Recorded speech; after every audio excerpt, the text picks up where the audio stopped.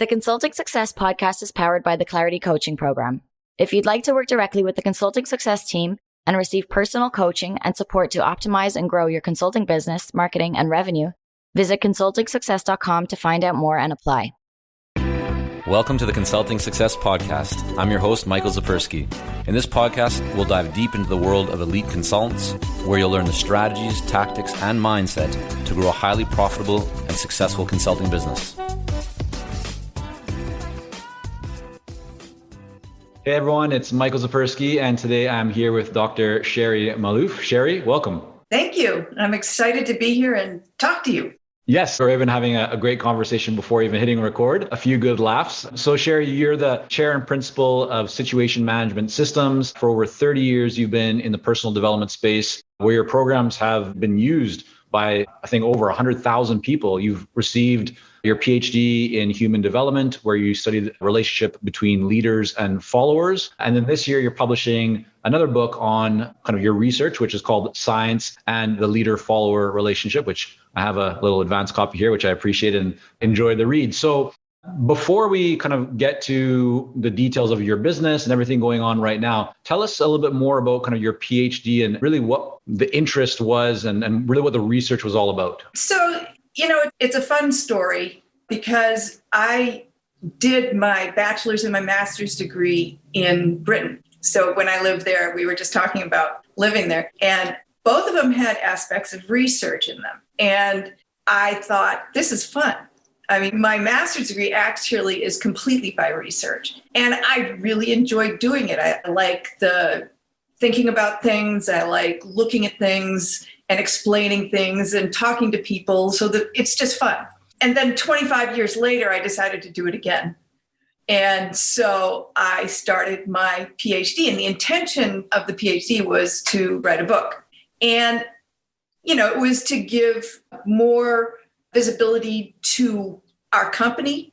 It's kind of like a calling card per se. But then there's also this curiosity that I've always had about the magic in life, the things we don't see, the things that are hard to explain. And I wanted to see, well, can I use some science and explain some of this? And so that's what the PhD was about. Got it. And what were you thinking? So the goal is kind of to write the book, but who would you say the audience of the book, like who are you really hoping to make an impact with from that book? And then in turn, the research to support that book? Well, it can help a lot of people at a lot of levels. Do you know what I mean? So, the book itself gets people thinking about relationships because they're complex.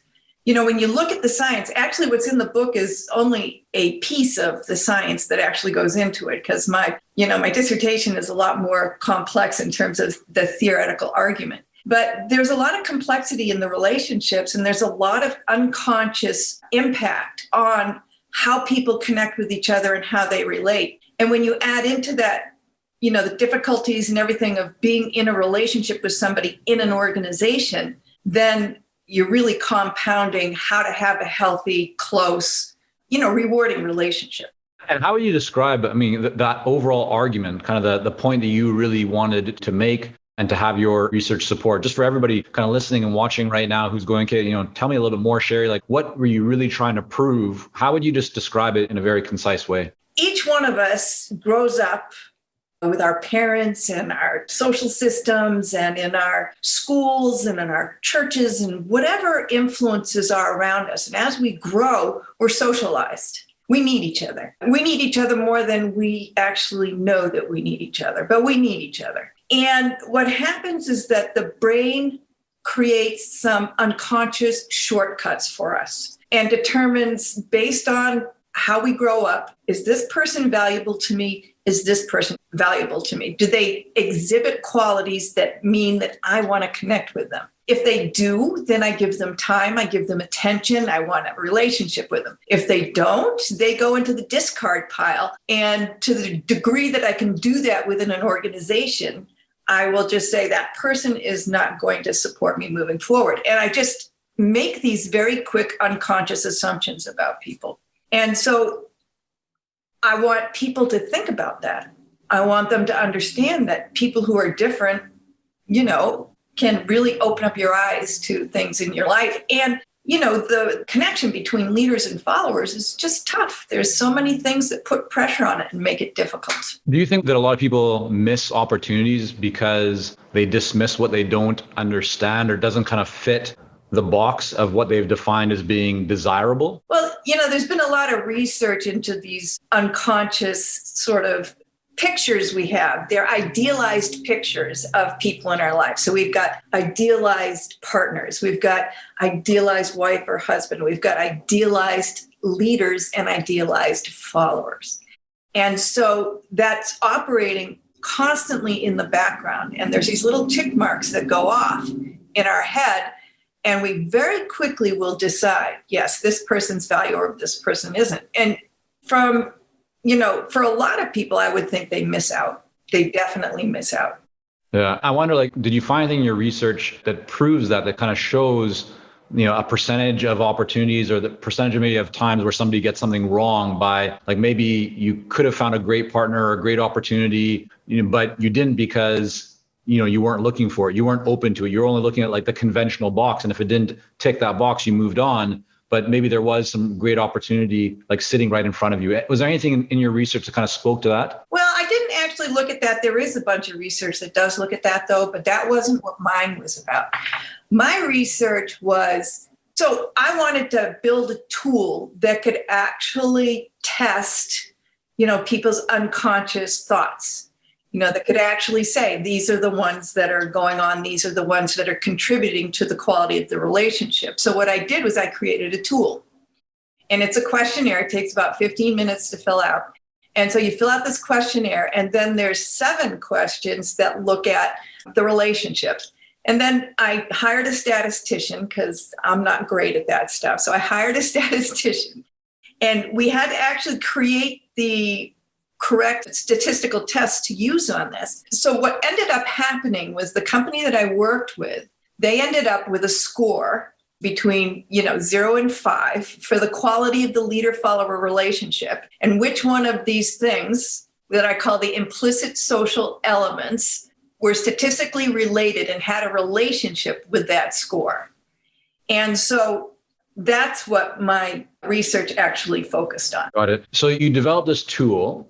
How do you now actually go about using that from a business perspective? Because I think a lot of people would like to do something similar, maybe not as in depth, in terms of doing a whole PhD to be able to find the research to develop the tool, but they can figure out some way to create a quiz or an assessment or something along those lines. So you have this piece of intellectual property, this tool. How do you now go about using that to build a business? Are you using that on the front end to generate leads and inquiries? Is it only when a client is actually paying you and it's part of the engagement? Just kind of walk us through how you've been using that tool in your business. So it's on the front end. We're just starting out and getting the word out about this, because the first idea was, let's get the book out and get some people excited about the possibility. I have several people that have looked at it and are thinking about using it.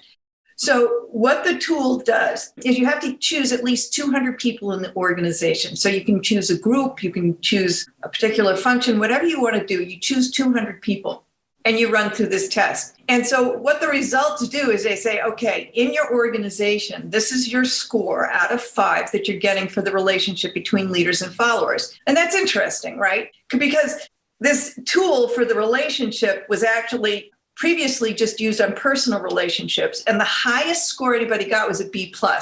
So, when you're looking at it with organizations, then you're looking at the culture of the organization. You're actually starting to say, okay, relationships are the basis of everything. They're the basis of all decisions that get made. They're the basis of the culture in the organization. And so, for example, in the organization that I worked with, the ones that came out as the most critical were trust and status. And the interesting thing was the reason behind that was because they were actually going through layoffs. Now, they hadn't done them yet. They were about to do them, but people know, right? People know when this stuff is going to happen. So all of a sudden you have trust, which is obvious, am I going to get laid off? And then status is, how valued am I to the organization? Which is kind of an interesting thing that came out of it. The way I want to use this tool is that we talk to people and we say, look, you got to get the top people in the group or the division or the organization involved in this. Get 200 people to do it. And we got to have a conversation. What do you want to do about it? What do you want to do about so there's 7, what I call implicit social elements. It's fairness, status, trust, empathy, reciprocity, mutual recognition, respect, and self-control. And so you can take any one of those, and it's an interesting conversation for an organization to have. There's one particular company I'm talking to right now, and what they're thinking is respect is a big deal. And mutual recognition, respect, to have a conversation about that with a group of people. What does respect mean to you? What does it mean to you? Just to cut you off for a second, but to jump in. So how do you use the tool itself? So you mentioned it's going to be on a website, right? People can go through it. They need at least 200 people. So it's not just a small company. You're really targeting to your ideal client, which is larger organizations. And is the path that they take, they fill it in, then you get the result, the data back from that. Then you use that to sit down and talk with the leaders about what the findings are. And from that, it would turn into what? Into trainings, into workshops, into coaching. What would be the follow on? How would you then help them to take those findings and turn them into results throughout the organization? Yeah, so it really depends on what the organization wants to do. So another organization that I'm talking to about potentially using it, they've got this whole set of values that they want to implement in the organization. And these are some of them. So this helps them take a look at where their gaps are, where they need to go. So then the next steps are, okay, what do you want to do about it? Which ones do you want to focus on? And how do you want to do that? So for example, our top training program that we have is called Positive Power and Influence. Well, that can be a customized program to be able to help people talk about whatever it is, whether it's empathy or reciprocity or whichever one of the pieces it is. But yes, it could be a straightforward training program. It can be a customized one. It can be coaching, probably coaching at senior levels, and then training for the organization. But, part of it too is that people have to decide, what does this mean in our organization? How are you even opening those conversations? So let's say you have this tool. How have you decided who to approach? Are these people that you know or people that you don't know or a mix? And what are you saying to get them? Because it's a big commitment, even though it's not a full-on engagement. 200 people in an organization to go through a tool, that takes time. So even if it's not a lot of time for them to do it, it's still a level of commitment. How are you positioning this so that people are receptive to it and are open to actually move forward? It's a long conversation and it's not a quick sales cycle. So let's just, in my opinion, again, I'm just moving into doing this particular thing. It's brand new product for us. So I'm planting seeds. So I'm giving people books. I'm talking to them about it. I have a PowerPoint and I try to sort of connect with them in terms of how it fits with what else they're doing in their organization and what it supports. Mostly it's people that I know.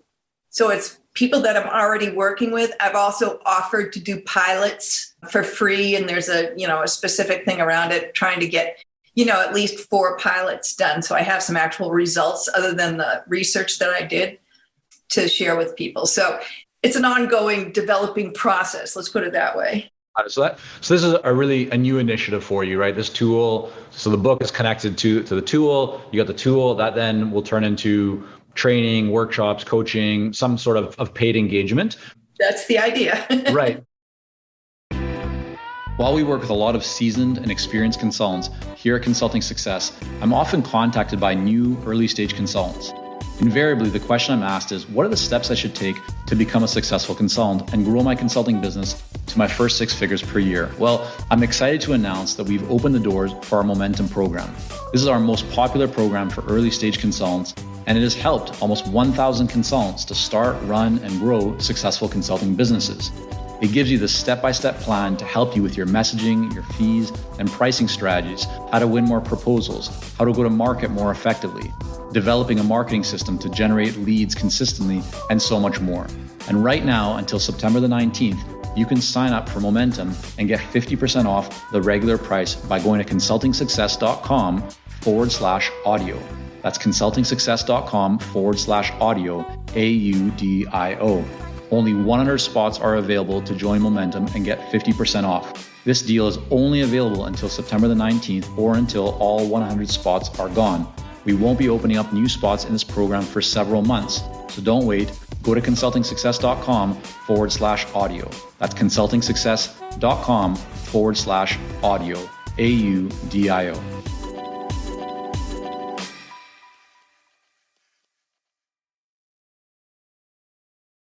So let's kind of go back a little bit in time, because you've had programs that have impacted, 100,000 some odd people. What have you been doing over the last many years? And maybe your marketing has changed over time, but if you were to kind of hit on what has worked best for you to generate revenue, to win new client engagements, what stands out for you as being kind of the most effective way of making that happen? I think it's believing in your brand, believing in what you bring to people.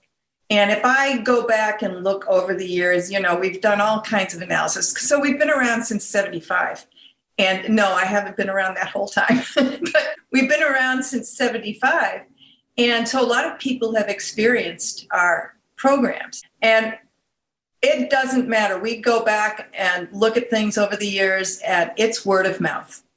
Word of mouth has always sold us best. So part of the thing is really investing in, having something that's very high quality, that really brings people what they need, and you've got to figure out for yourself what that is, right? So, but then there's also the follow through. There's the experience afterwards. How do you follow up with people? How do you keep it alive? How do you create that experience as an ongoing thing so that they keep talking about you? And what would you say that you do in that department, or the company does in that department, that might be a bit unique or different, that you think actually gives you an advantage, or just, it really supports the success that you have? Well, one of the things that we know, and we've been told repeatedly by customers, is that our work changes people's lives. And, I always tell people that what we're doing is we're changing the world one relationship at a time. And so I think the critical thing that we do is that we do training programs, right? So that's it used to be a 2 or 3, day experience, and now it's a virtual experience. But we always follow up with people. And, we do webinars afterwards. We invite people to, stay connected with us. So I think it's the follow-up piece. And it really just is the fact that it does have such a strong impact on people's lives. Bring a little bit more clarity to when you use the word "we" a lot in terms of the company. It's not just you. You said it's also been around even before you were part of the company. So explain kind of the company, explain the "we," and then how did Sherri, end up as part of the "we"? So the company, we're a small women-owned business in Milford, New Hampshire. So we reside in a colonial house. So it's called Vicky because she's a Victorian. So that's us here. And then we've got partners all over the world. And a lot of those partners have been connected with us for 40 years or more. And so the program has been delivered internationally, has been translated into, probably 15 languages. And that's been ongoing for a long time. So when I say we, it's because I think of everybody. I think of all our partners. It's a partner network. Is that partner network directly connected to your company's situation management systems? Are you the owner of the intellectual property that your partners use? Yes. But you said that you joined it, that it was running even before you in the 70s. So did you acquire the intellectual property, or how did that kind of piece work? Well, there's a little bit of drama in this whole thing. So my father started up a company around the same time, and he had been connected with the founders in prior businesses. So my father started up a company, which is actually the parent company right now. And so he was delivering and selling the program and for many years. And then there was a bit of a hiccup in the relationship. And so we ended up, through probably 10 years of litigation, actually acquiring the company. It's quite the story, but we don't have time for it. And then in that process, my father stepped away and he gave the company to my sister and myself, but there was nothing to it. I think when we took it over, we had, 3 months worth of work and money. And so it's the same as starting up, except that we started off with a lawsuit and a debt. And would you say that the value of the company at that point, really like the asset, was it the intellectual property that you were using, or was there nothing really there at that time? So there was two companies, right? So there's LMA and then there's SMS, Situation Management Systems and Life and Management Applications. And so LMA went from about 3 million in value to about 200,000 in the space of about 2 years. And then we had the lawsuit going on. And so the intellectual property was with SMS. And so then through this whole convoluted process, we ended up with SMS. So that's how we got the intellectual property. Okay. And then I'm really intrigued by this idea of a partner network. How many partners do you now have across the world? We probably, it kind of goes up and down. So a couple of years ago, we actually sold the intellectual property rights to EMEA, to our partner from Holland. So there's probably about, I think total, even with the individual countries in Europe, we've probably got about 15, somewhere between 15 and 20. Why go that route? I mean, why the partner route? Why not just say, yeah, we own this intellectual property. We want to be the exclusive providers of it. You know, here's what we charge, build up the brand, build up the demand, deliver, and just kind of keep doing that with everyone internal, as opposed to having external partners that are running their own companies, but I'm guessing maybe paid you a licensing fee or something along those lines. Why that path? So, you always have two choices, right? You can go external, you can go internal. And we go back and forth because we have the same thing just here in the United States, right? So we have partners in the United States as well. And the dilemma always is you have more control, right, when you do it all yourself, but you actually have higher cost. And in our business, your payroll is your highest cost. And people of that caliber that are going to be delivering that kind of business are going to be expensive, so you're always in that thing. And it's the same like with trainers, or consultants. You've got that same dilemma. If they won't sell, then what are they doing when they're not delivering? There's always this dilemma in our business of trying to figure out, do I keep it internal and go external? And we just decided for us that the best way to do it, and we inherited the way it was, right? So we tried pulling in salespeople and all that kind of stuff. We've gone through so many rounds of it and have just decided that partners was the best way for us to go. Our sales cycle is a little bit on the long side, so it's kind of tough.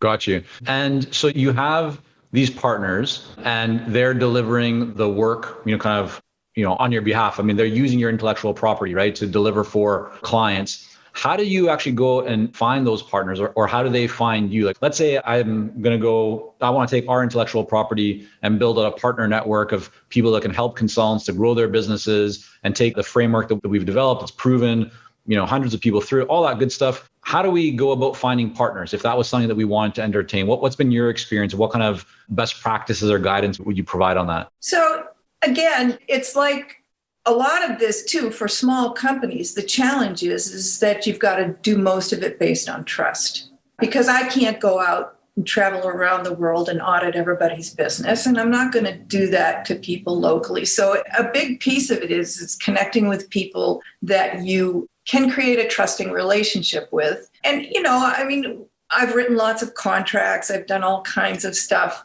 to support and structure those relationships. But on the front end, it has to be around trust. And so some of the people I inherited, and so it's been an interesting journey, to say the least. But the best way for me is just networking and talking to people and connecting with people and, going to conferences. And like we do ATD every year. And so we put up a sign if we're looking for partners, and people come in and talk to us. But most people find us, honestly, they ask us to be partners with us. Right. And what does the model then look like? So you have these partners that go to then deliver based on that intellectual property. Are they paying like an annual licensing fee? Is it monthly fees? Or how do you kind of structure that model? What have you found to work well in that department? So there's two different structures. There's one for domestic and one for international. And the international one is a royalty. And that varies based on the markets, because some markets, they just can't charge the same as they can in other markets. So is the royalty a percentage of sales? Per person. Okay, per person that goes through the training. Yep. Got you. Okay. So for most of those are a per person fee. And then for domestic folks, we have a whole range. It's like this smorgasbord of options for them because we can be their back office if they don't have a setup. If they want to go out and sell, there's different commissions. There's all kinds of things that get put together and structured around it. But so it can end up being a per person fee if they do everything themselves, like all the administrative stuff, all the selling, everything. If they do that all themselves, then there's just a per person fee that they pay us. If they want us to be a part of it, then there's some additional fees that come in on that.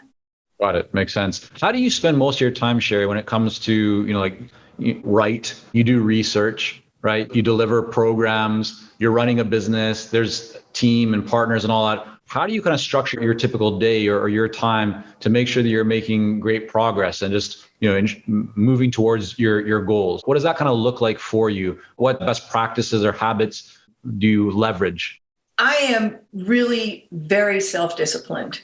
So I just set out what it is that I need to get done in the next week. So for example, in the next week, I'm doing 2 podcasts, yay, for the book. So, that's that piece of it. And then I have to write an article, 1,000-word article. So I've got to get that done this week. And then I'm training 2 women to be lead trainers in our virtual programs because we had to come up with a whole new structure around certifying people because we have a very strict quality process for other people getting certified to run the programs.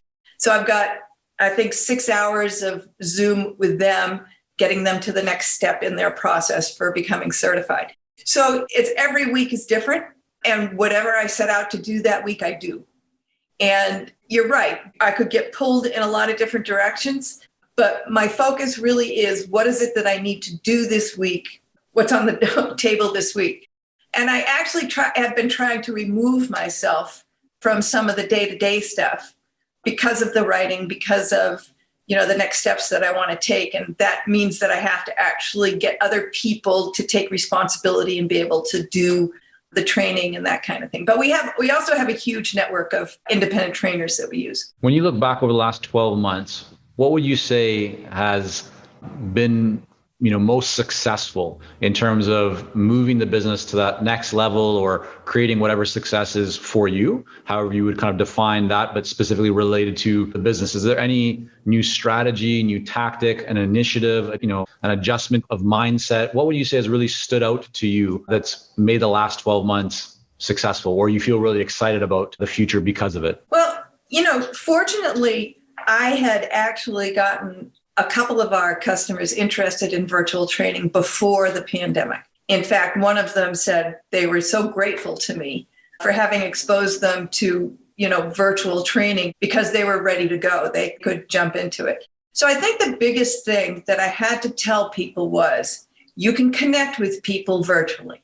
In your head, you can't sit here going, face-to-face is always much better than virtual. I said, get that out of your head. You cannot be that way because we have to connect with people, help them, support them in the way that we always have, irrespective of whether we're face-to-face or virtual with them. So one of the biggest things for me was to get that message through to everybody, to my customers, to my trainers, to my partners, to everybody. Say, it works. You just got to do it. And then the only other piece is that it's been really hard because we lost every single piece of business that we had. Everything got shut down. And so, I'm immediately doing, all the things to, create some cash flow that we needed for the organization. But there's this thing that it's funny. And so my sister is also part of the organization. She does sales. And we have this similar mindset that it doesn't matter what happens, the money's going to show up. We will make it. So there's this optimism.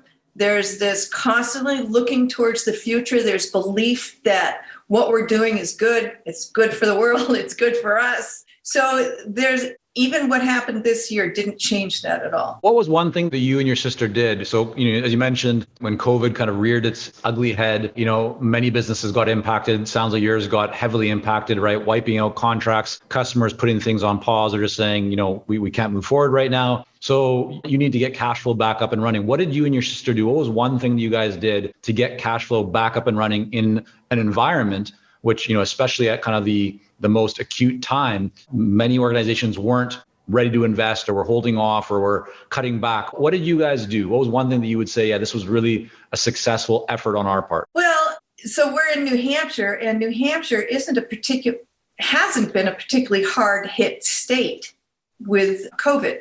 And so Governor Sununu was a little bit slow to declare us as in a state of emergency, which meant we couldn't apply for any of the support, the EIDL and the PPP. So we were on the phone with all of the representatives and senators and everybody going, push Sununu, get this declaration done, get it done, get it done, get it done. And we were right on top of getting those applications in. So I think that what helped us survive in the beginning. But then we really also, the other thing we started doing was just immediately moving clients over to the virtual world. And so, there's still some that are very reluctant, but we're slowly, they're slowly realizing that, hey, this is the way we have to do this. So they're all slowly kind of moving over to it. Fantastic. Well, Sherri, thank you again so much for coming on here today. I want to make sure that people can learn more about you and your new book. Where's the best place for them to go? Go to smsinc.com. Perfect. We will have that linked up in the show notes. Sherri, again, thank you. Thank you, Michael. It was a delight. Thank you for joining us on this episode of the Consulting Success Podcast. For more episodes and to subscribe, rate, and leave a review, head on over to iTunes. And if you'd like to develop consistent lead flow and a highly profitable consulting business, learn more about our coaching programs at consultingsuccess.com.